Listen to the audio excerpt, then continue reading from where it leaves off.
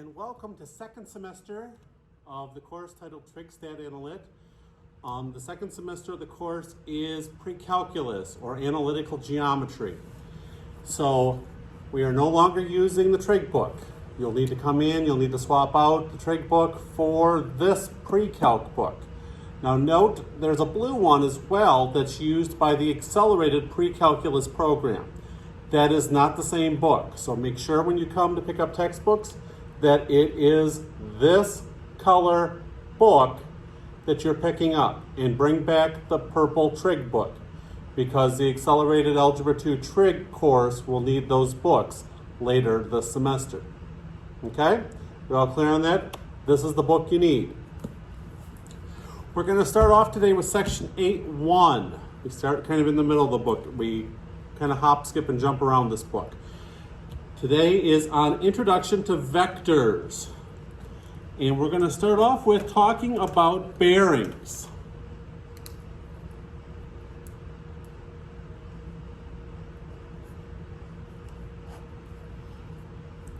If we look at our axes as in a directional bearings, we always put 0 as north. And so north is always on the top of a map. So 0 degrees is going to be up here this time. In the past, when we were doing angles, we always started with the x-axis being 0. But in this case, we're going to go and start with the y-axis. And we go around it like a clock. So we're now going in the opposite direction of what we did in the past. So 90 degrees, 180 degrees, 270 degrees, and then back up to the top, 360 degrees, which is 0 degrees, and we start over again. So if we're talking about something in terms of a bearing, a 70-degree bearing, we start at the y-axis and we come over to the right 70 degrees.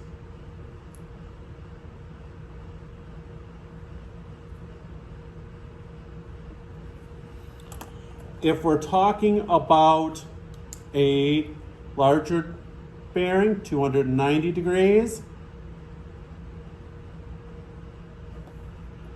we start again at that y-axis and we go around 90, 180, 270, and 20 more degrees.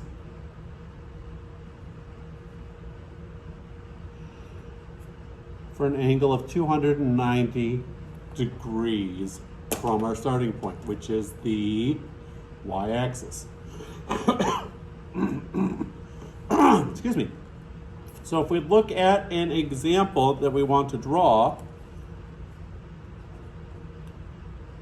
Anna traveled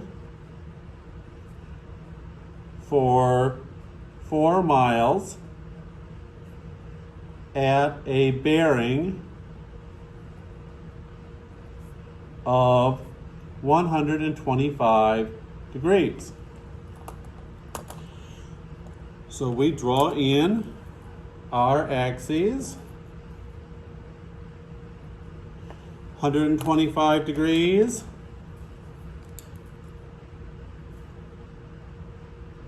going to be down here, and the length of our ray coming out is indicative of the length, 4 miles, or the distance.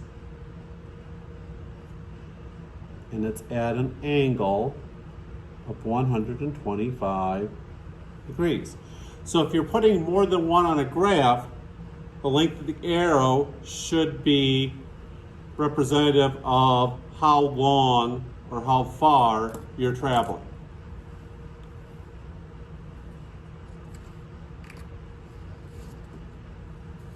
We can also talk about direction in terms of north and east.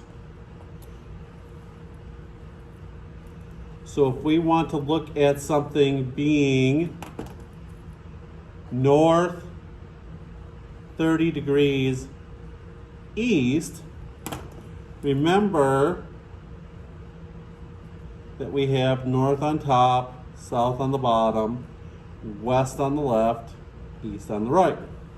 So looking at north, 30 degrees east means we start at the north and we go towards the east 30 degrees.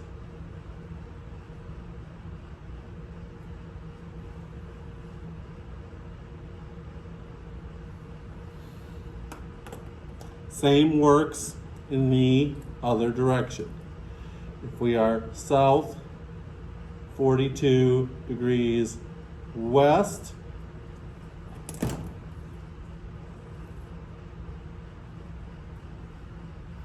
then we are looking at the south and the west, and we're coming over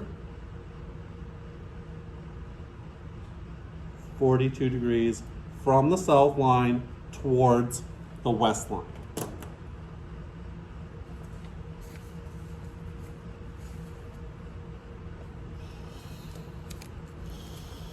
We can combine these lines called vectors, and if we look at an example of how to combine them, let's say we have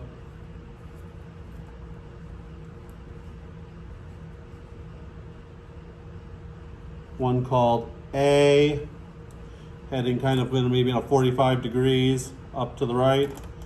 And then I'm going to have another one called B, shorter and heading up and to the left. We can be asked for different things. We can be asked to find A plus B. And it's as easy as it sounds. We redraw our A, same angle and direction and length that it was. And then to the end of A, we add B. Start with its end. So we go from arrow to end. Now B was going back more like this, and it was shorter. And the combination of those two is the A plus B, from the initial starting point meeting the last arrowhead. This is A plus B.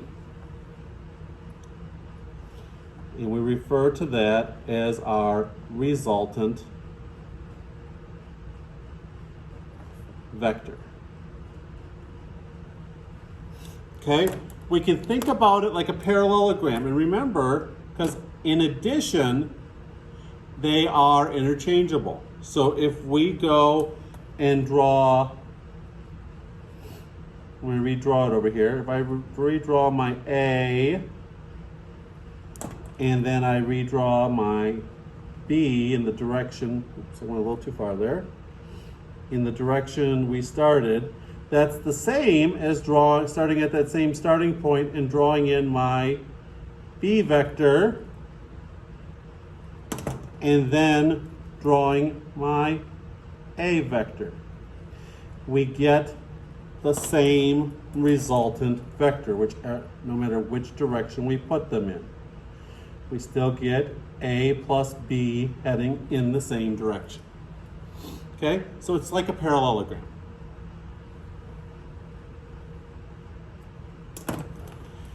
If we look at another one, we can take A minus B, which not much different than it sounds. A again is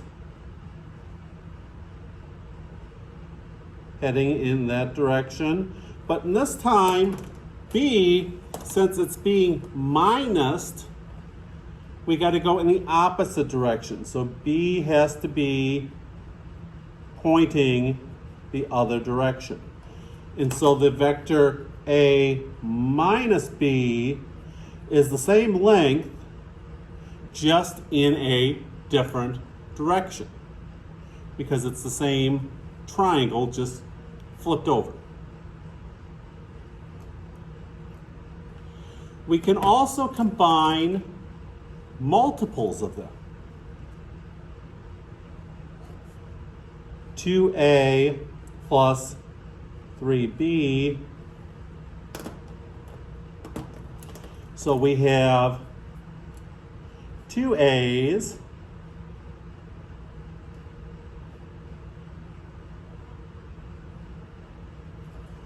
and then 3 B's